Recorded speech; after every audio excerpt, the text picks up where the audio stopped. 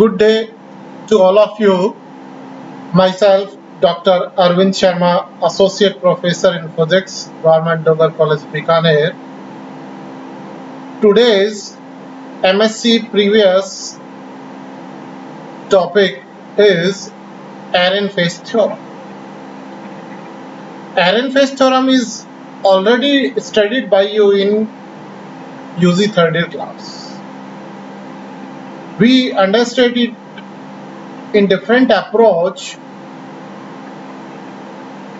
because actually what is the concept of Ehrenfest theorem, it is not understood by you in UG classes.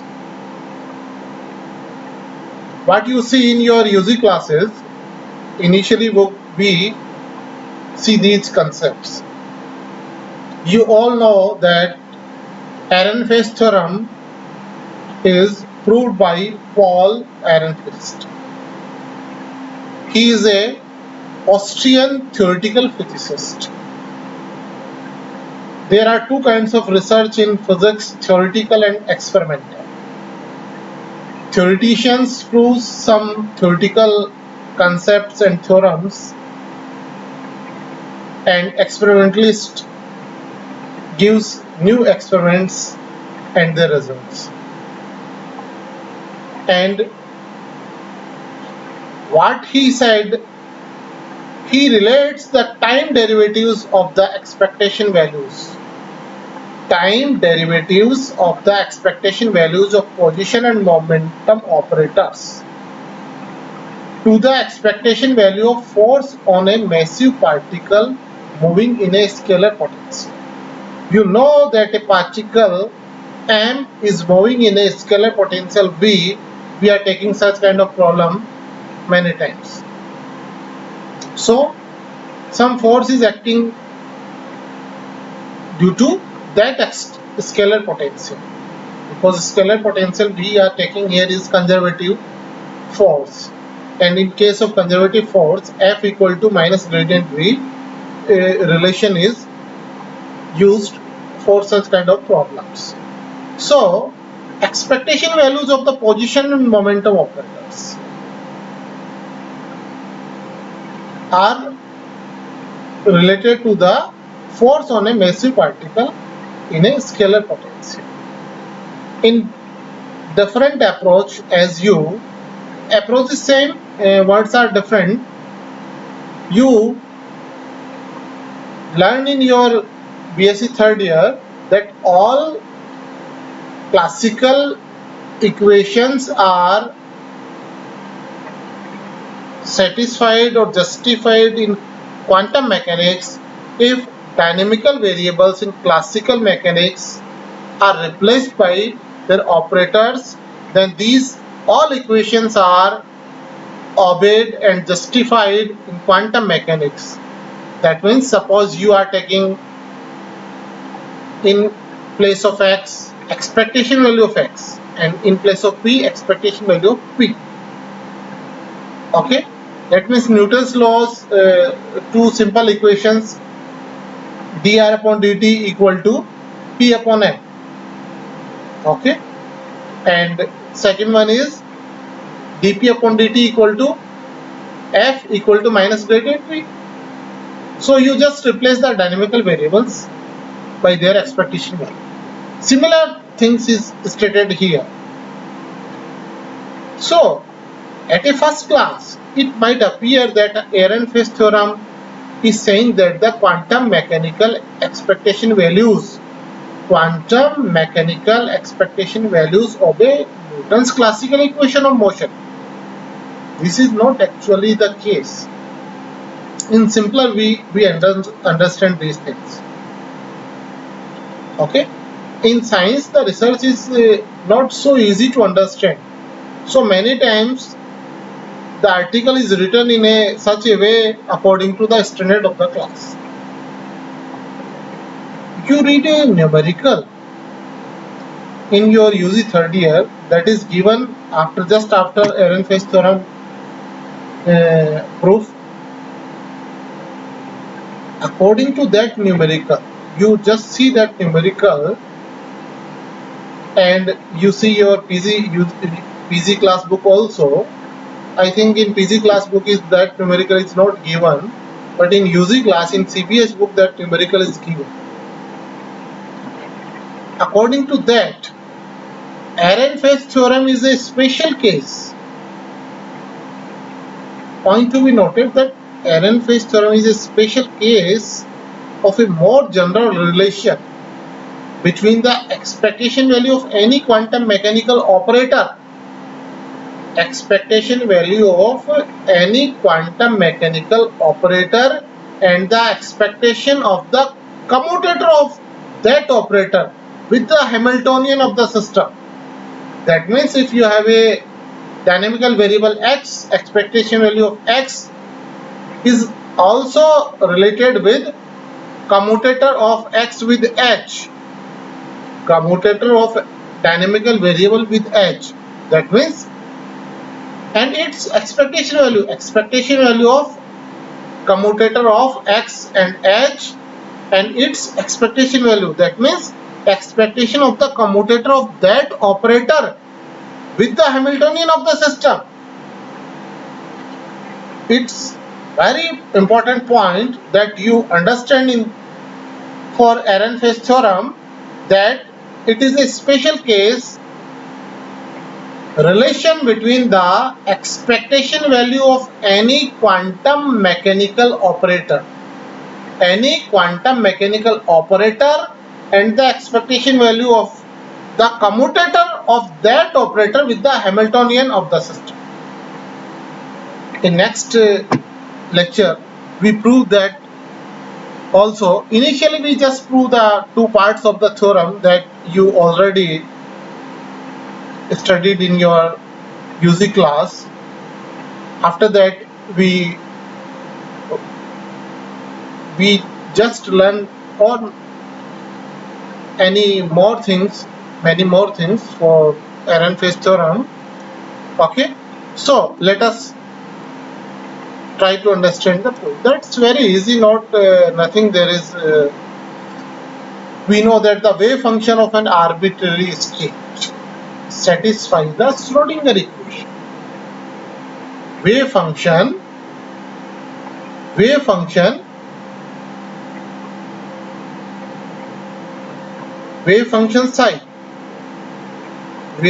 psi satisfy the Schrodinger equation. You all know iota h cross del psi upon del t equal to minus h cross square upon twice m del 2 psi upon del x square plus vx psi. What is vx? Potential. Potential is a real function. If we take the complex conjugate of this equation, you can easily get. Now, what is the first Ehrenfest theorem you derive? Dx upon dt equal to px upon m.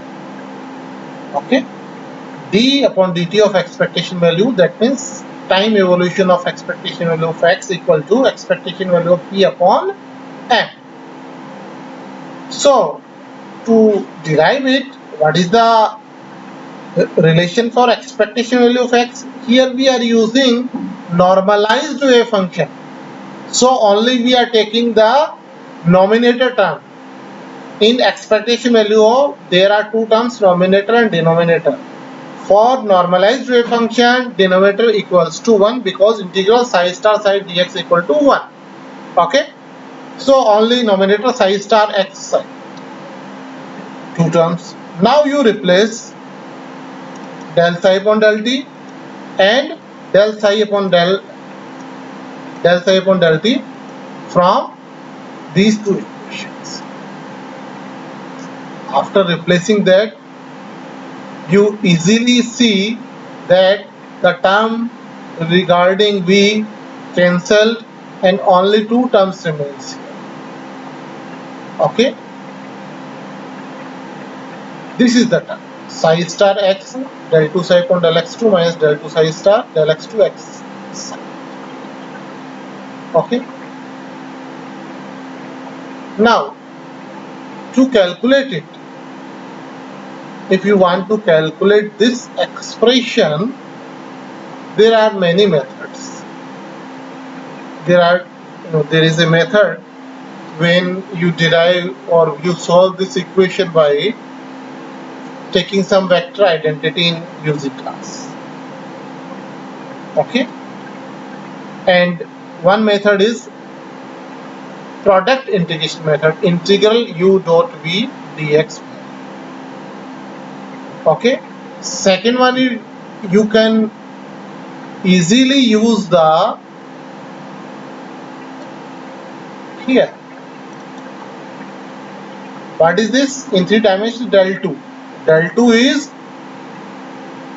Laplacian operator and del 2 is Hermitian operator, and del 2 psi star equal to del 2 psi star xi equal to psi star del 2 xi if del 2 is Hermitian.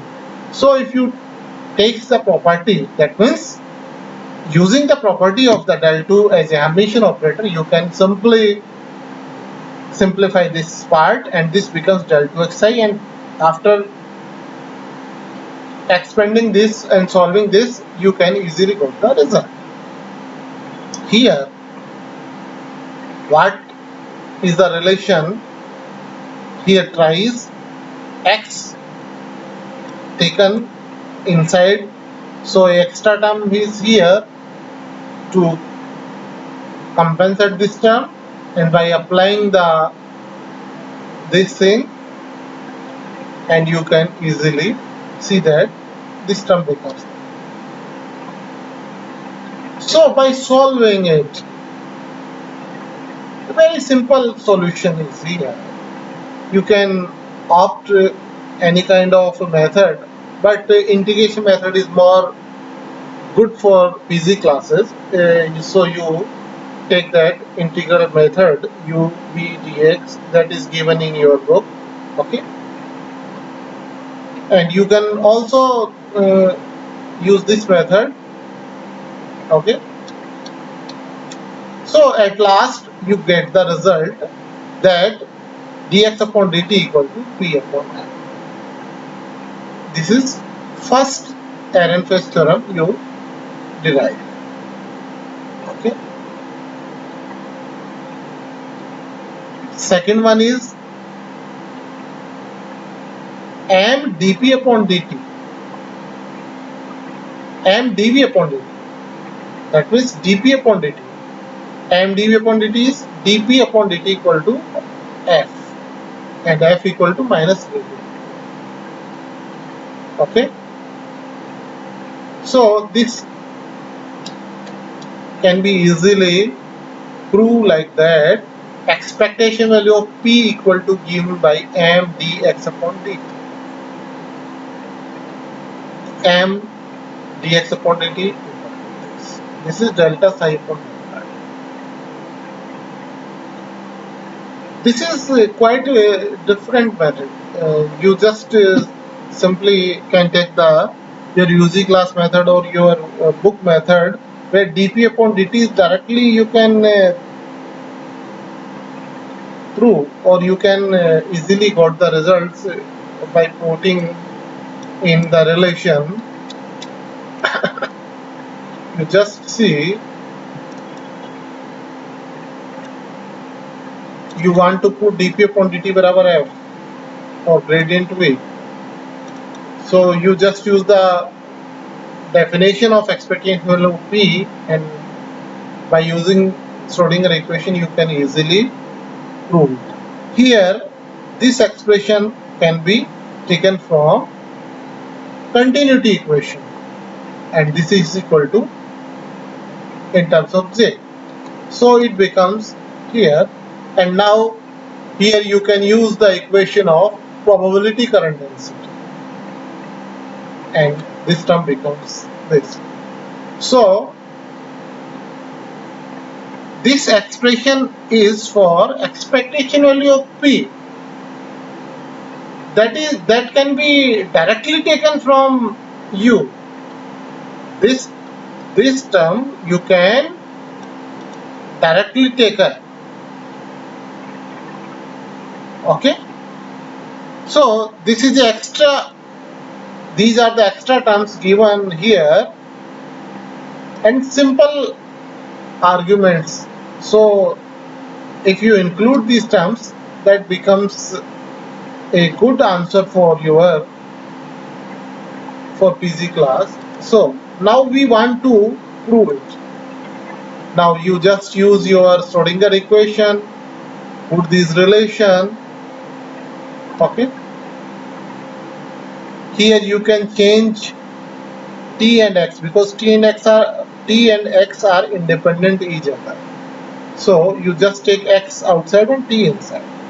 Now you can easily put these parts using delta psi upon delta t and delta psi upon delta t. This is star. This is delta psi star upon delta t. So by replacing these, you can easily see that you have only single term related v and other terms vanishes. Okay. Q got the result that we want dp upon dt equal to minus gradient dv upon dx. So at last these two equations we derive. Normally when Ehrenfest theorem is asked to prove the Ehrenfest theorem, you must prove these two equations like that from the Schrodinger equation method. The expectation value of displacement and momentum of a time evolution, d upon dt, is known as time evolution equation, which are analogous to those of classical mechanics. This result is known as Ehrenfest theorem. What is actually physical significance of Ehrenfest theorem? A particle m is moving some velocity v and it is obey the motion of the wave packet associated with that particle, and that wave packet velocity vg equal to v. Group velocity vg equal to v particle velocity. That means